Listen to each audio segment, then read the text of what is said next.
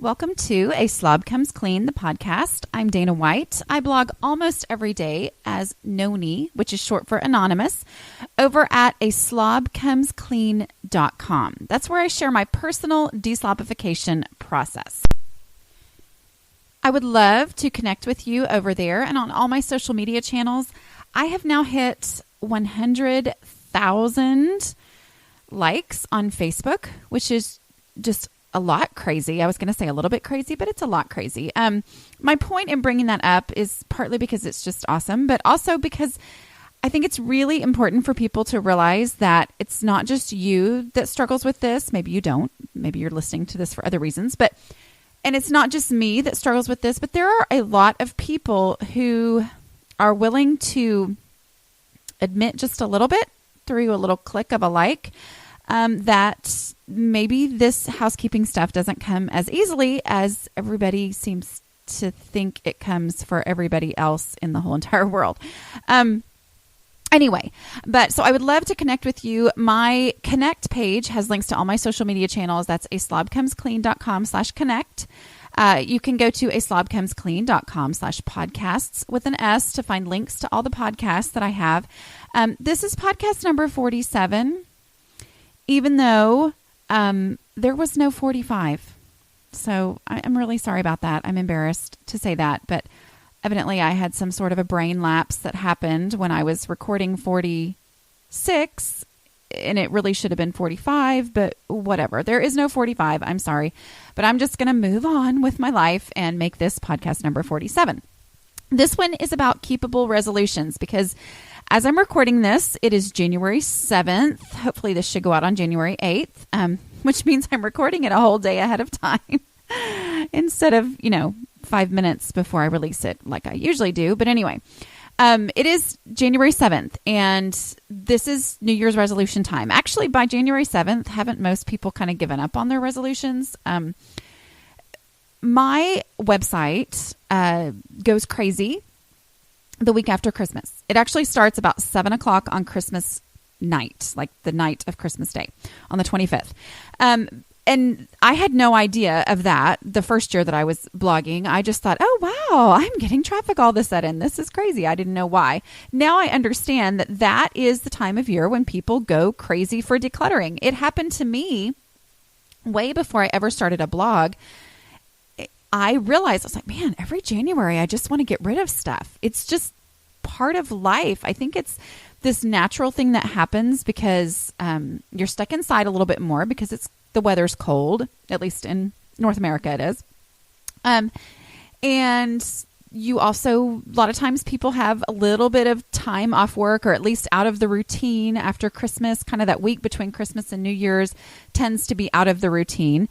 You have a bunch of new stuff from Christmas, especially if you have kids. Kids are bringing in a lot of new stuff. That's just what happens around here at least.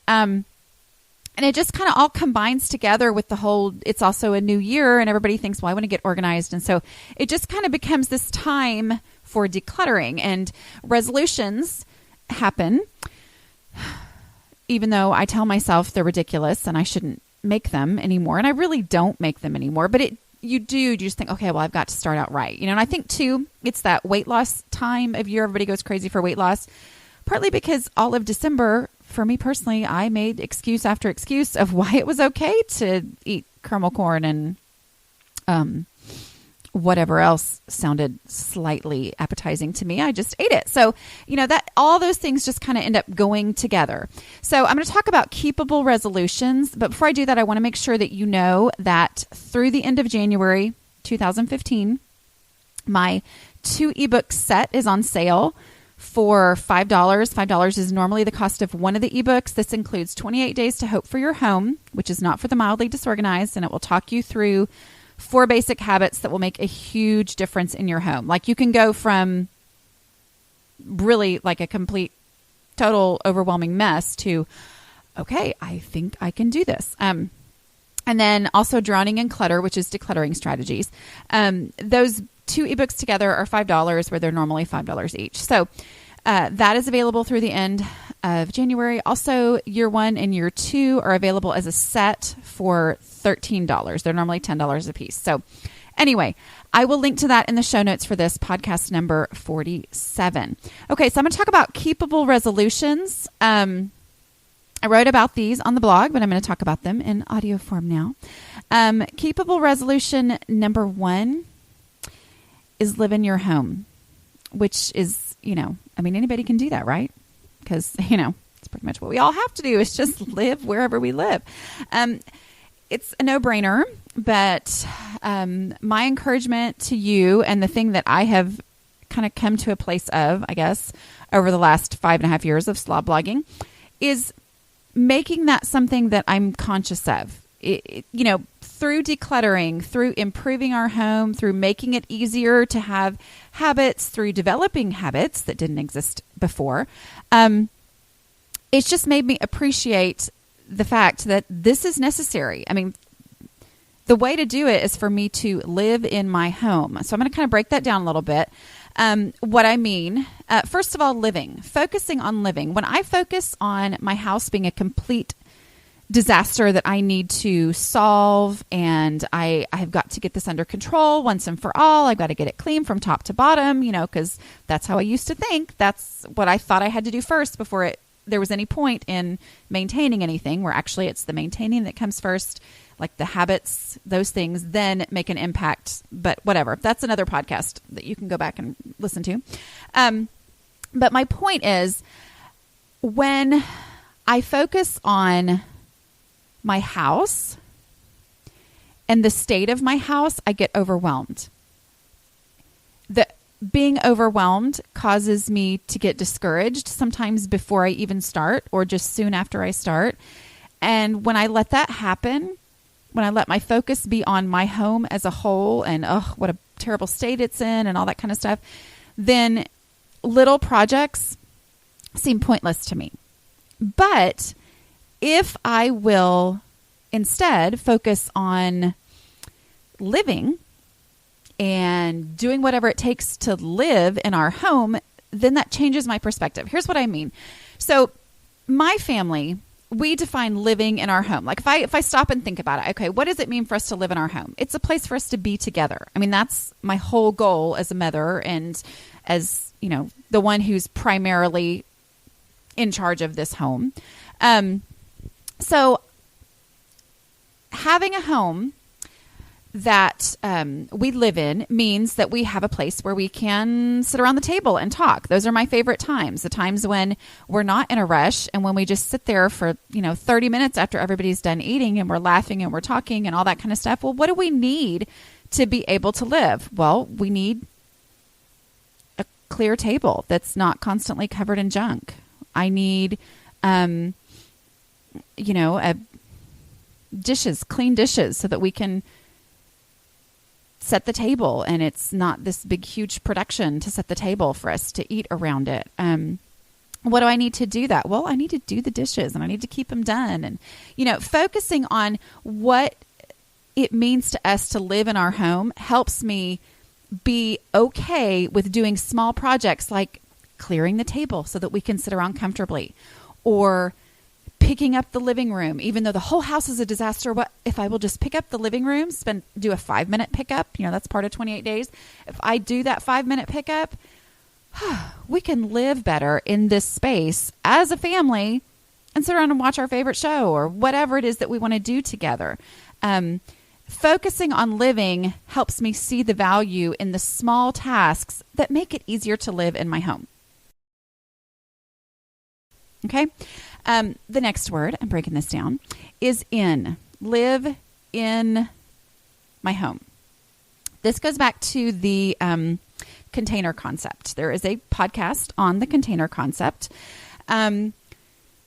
which has rocked my world. Basically, thinking of my home as a container and realizing that I can't have more stuff than will fit in this home. If I'm going to live in my home, I have to say, okay, what actually fits in my home? Meaning, I can't have so much stuff that it bleeds out of my home or that it, pushes us out of the home. If my living room is so full of stuff keeping this family friendly. Not like I say those words anyway. But really, if my living room is so full of stuff that it doesn't have room for people to, then I have too much stuff. And it's not that I need a bigger house. It's just that I need to, realize that, hey, my house limits how much stuff I can have. So I have to use that container concept and embrace it and say, okay, this is my house. This is what I've got. I can only have what will fit in this home, and part of that is me saying, okay, when we bought this house, I had a vision. The vision did not include clutter. It just didn't, I loved the bedrooms and I loved the dining room because I was excited to have a designated dining space. And then I loved having a breakfast nook and I loved having, if I let those spaces that in my vision were a room with a purpose, if I let those turn into a storage room, then I've lost that space. I've lost the function that space could have had. It's great to have plenty of clothes to wear, but I can only fit what will fit in my home. So if I let, if my living room is covered with, if my couch, if we can't sit on it because I've got so much unfolded laundry sitting on it, well, then that means that I'm not able to live in the living room. We're not able to sit in the living room, which is the purpose of the living room. And I totally am rambling now, but I hope the point is living in my home means that I can't have more than will fit in my home and fit in each unique and individual space. Okay. Next is the next part of live in your home is the word your. I'm switching this to my. And this is one of those things for me that I really struggled with. Because I never thought I would be a slob for the rest of my life. I always thought it had to do with whatever life phase I was in.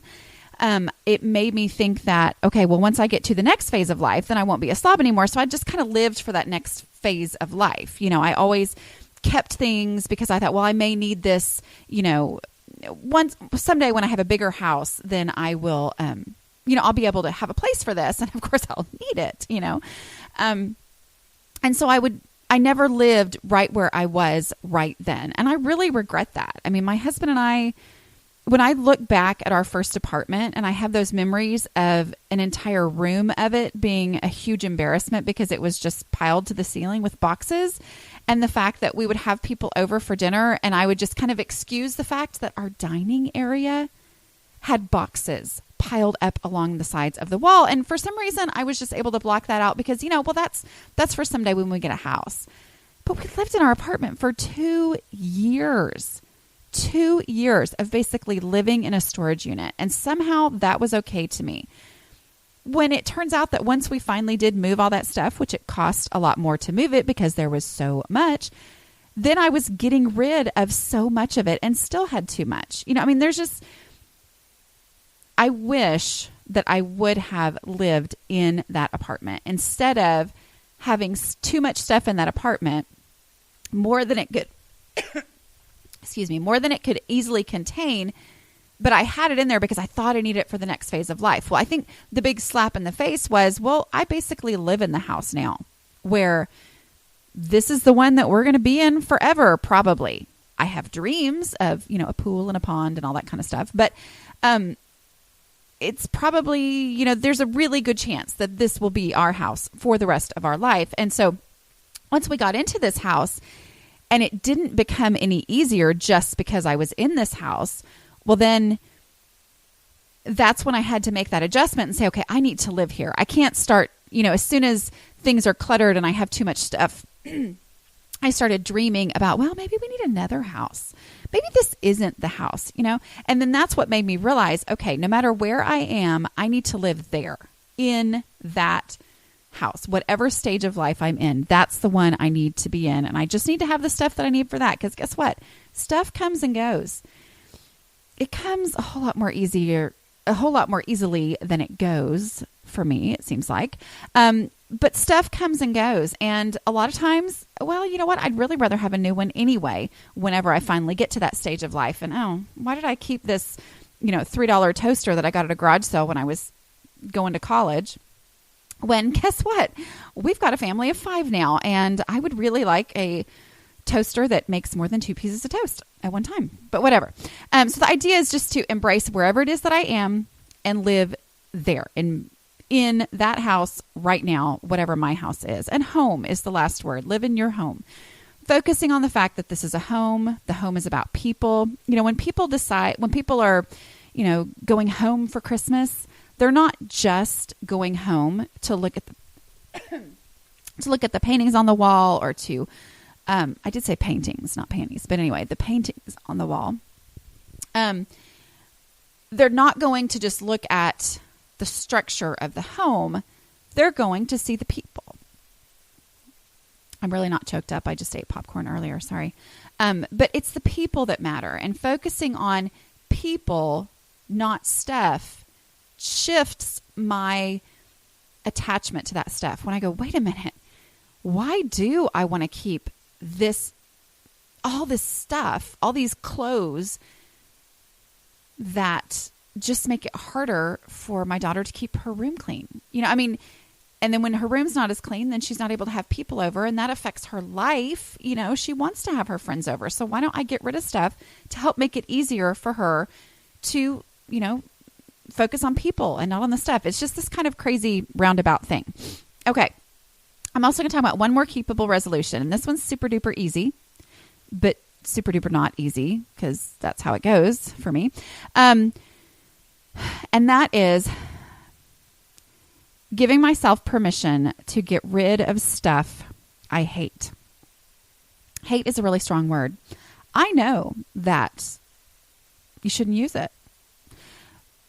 But sometimes I think that my nice girl upbringing, which I'm very thankful for,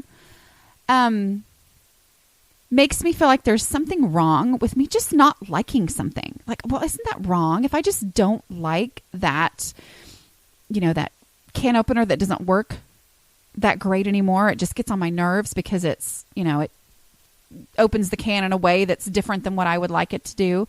Or that I paid all that money for that painting and I loved it when I bought it, but now every time I look at it, it just gets on my nerves. Like, my style has changed. I don't like that anymore. And somehow I think that feeling of, I don't like that item, somehow feels like I'm doing something wrong to not like something. I was taught to be nice. I'm Southern. I was taught to be friendly and kind and not to be rude and hateful. Well, so I think sometimes that emotion of just flat out not liking something, I resist that. But the truth is, it's okay for me to say, you know what? I don't like the way this can opener works. So I'm going to stick it in the donate box so it can go to somebody who maybe does like the way that can opener works, or who's desperate enough for a can opener that they don't care how it works as long as it works, But just letting myself get rid of stuff that I hate. When I put on a shirt and I go, oh, this falls at exactly the wrong place on my hips. It's just it just falls wrong. It just isn't good. Well, and every time I put it on, it gets on my nerves and it makes me mad. And I think, I don't like this. And so I never end up wearing it. But for some reason, I keep it because that just feels wasteful and wrong. And, no, it's okay for me to get rid of something that I hate. If I hate it, I'm going to get rid of it. And so that's kind of one of my things for this year, is just to say, okay, I'm going to act on that emotion, that feeling that I get, and I'm going to embrace it and just say, you know what? I don't like this. And it's okay for me to not like it. I'm going to get rid of it because I got enough stuff in my house that I could get rid of a lot and be perfectly fine. I doubt I'm going to, anything bad is going to happen because I got rid of this. But it's okay to just say, I don't like it. I'm getting rid of it. Okay.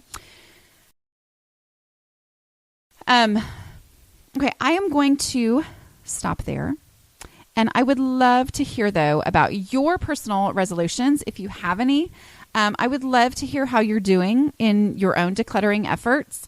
I And I would love to have any kind of feedback through email. You can email me at aslobcomesclean.com. I'm also going to put the survey link in the show notes for this podcast number 47 that you can find at aslobcomesclean.com/podcasts. I'm going to put the link to that survey. That survey is what I use through my podcast hosting company. Anyway, to look into doing advertisements on the podcast. I know I'm asking a ton of you to even be willing to do that, but I'm so thankful to those of you who've already done it. I have to have a certain number of survey responses before they will even consider letting me do advertising on my podcast. But as most of y'all know, and I think most people have been very understanding, this is my business. I started out the blog just to, have a way to get myself focused, but I always wanted to blog as a business. I didn't know this would be the one that turned out to be my real blog. But when I did that, I just really, so I guess my point is I spend a lot of time on the blog, the podcasts and the blog posts and the social media and the videos and all the different things that I do. There's no way for me to justify doing that without it being my job, my business. And to do that, I have to, for it to be a job, it has to actually make money. So anyway, just putting that out there, and I would greatly appreciate it. I do appreciate the support from so many of you who have filled out that survey, and I would greatly appreciate it. Okay. Thanks so much for joining me. Again, this is podcast number 47. And I also want to make sure I mention that Giving God the Worst of Me is my newest ebook that is completely free. It is basically the spiritual side of this journey that I've had through blogging. And honestly, I would think that it is really not what you would assume a slob blogger's spiritual journey would be, because it's really not about the clutter. It's about openness and, what God has dealt with me about as far as being open about my weaknesses and letting him use that however he wants to use it, because that is so not how I would have done things. But I'm so thankful for this journey that God's brought me on. So that is available. I will link to that in the show notes as well. And I will see you next week. Bye.